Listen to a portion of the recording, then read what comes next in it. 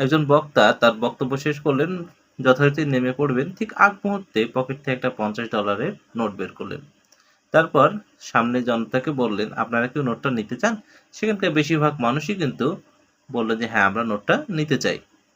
তারপর ওই ব্যক্তি নোটটাকে হাতে নিলেন, তারপর সেটাকে মোড়ালেন, কুঁচকালেন, তারপর আবার হাত থেকে বের করে বললেন যে আপনারা কি নোটটা নিতে চান?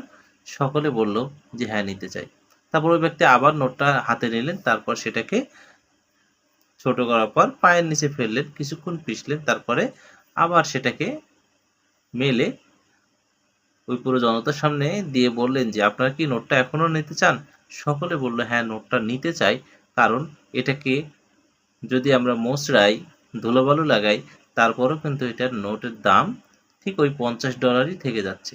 ব্যক্তিটি তখন বললেন যে ঠিক মানুষের জীবনটাও ওই রকমই, সেটাকে কুঁচকানো